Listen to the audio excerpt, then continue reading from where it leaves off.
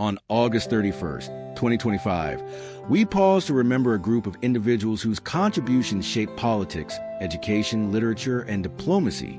Their journeys cross classrooms, parliaments, and pages, each guided by integrity, curiosity, and service.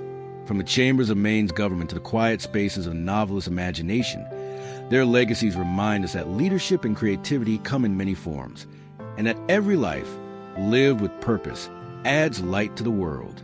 Mike Briggs was a man of conviction and community, a leader who believed that real change began not in the halls of power, but in the hearts of people he served. Born and raised in California's Central Valley, he built his reputation through local service before being elected to the California State Assembly, where he served from 1998 to 2002. Briggs was known for his ability to bring people together, often reaching across political lines to find common ground on the issues that mattered most: education, small business support, and government transparency. He valued honesty over headlines and integrity over ambition, qualities that earned him deep respect from colleagues and constituents alike.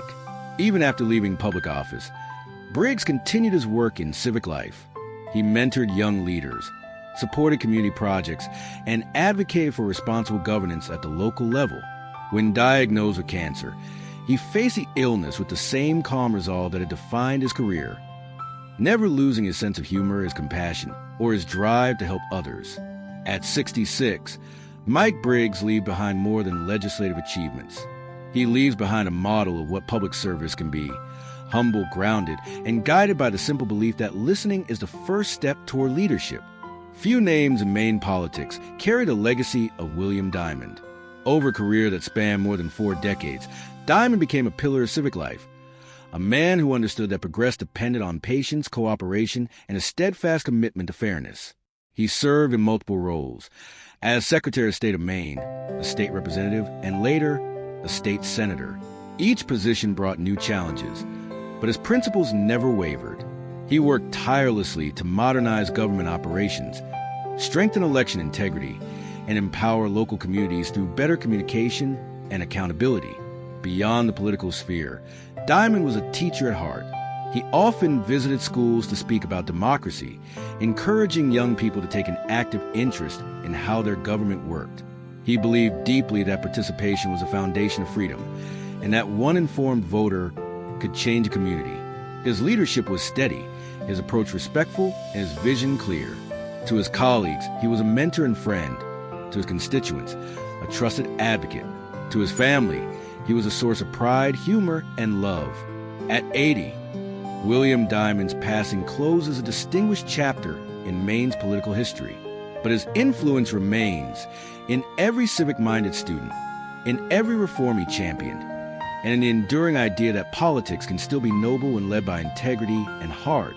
For Ruth Paine, history was not something distant. It was something she lived through. Her name became linked forever to one of the most tragic chapters in American history: the assassination of President John F. Kennedy.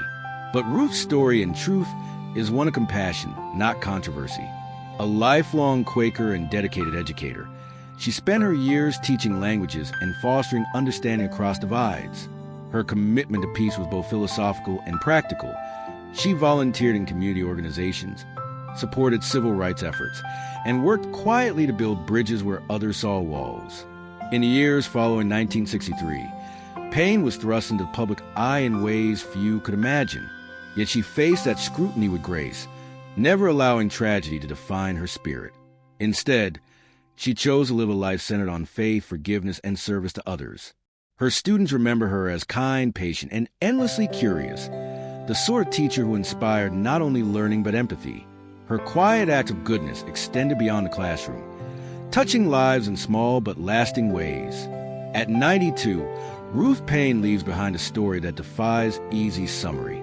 She was a teacher, a mother, a woman of deep moral conviction, and a reminder that sometimes the greatest strength lies in gentleness, and the truest courage is found in compassion.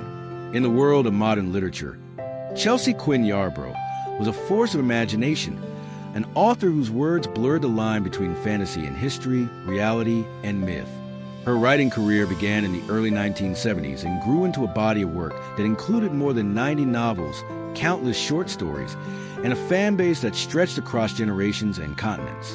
Her most famous creation, the Saint Germain series, introduced readers to an immortal vampire traveling through centuries of human history, witnessing love, loss, and the evolution of humanity itself.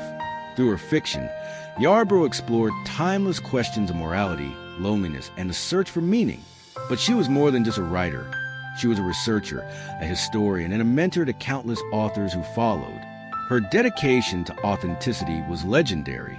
Every book she wrote was rooted in meticulous detail, reflecting her fascination with art, music, and the human spirit. Colleagues describe her as generous and fearless, unafraid to challenge conventions and unapologetically devoted to her craft. Fans found in her stories a sense of beauty and melancholy that lingered long after the last page. At 82, her passing marks the end of an era in speculative fiction. Yet through her words, Chelsea Quinn Yarbrough remains immortal, not unlike her most enduring character. Her books continue to whisper across time, inviting readers to dream, to question, and to believe. Across the Atlantic, John McCrae represented the very best of British diplomacy, a career diplomat with decades of service. He believed that diplomacy was not simply about policy, it was about people. McCrae served as the United Kingdom's ambassador to Senegal and later to Morocco during times of both challenge and opportunity. He worked tirelessly to strengthen international relations, promote understanding, and advocate for cooperation across cultures. His deep respect for the nations he served in earned him admiration, not just from his peers, but from those communities themselves. Known for his calm demeanor and sharp intellect, McCrae had the rare ability to find common ground in even the most complex situations. He spoke with clarity, listened with patience, and approached each issue with empathy.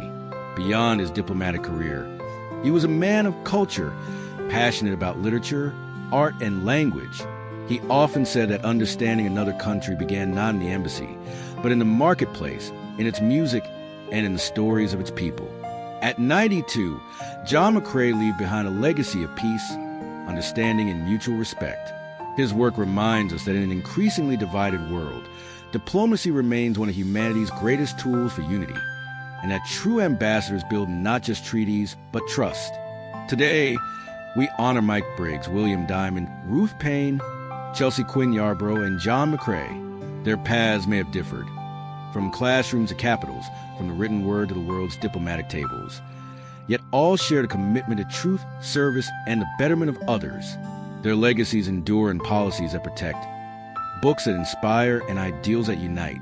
As we remember them, we celebrate not only what they achieved, but who they were, dedicated souls who gave their time, talent, and heart to the world around them.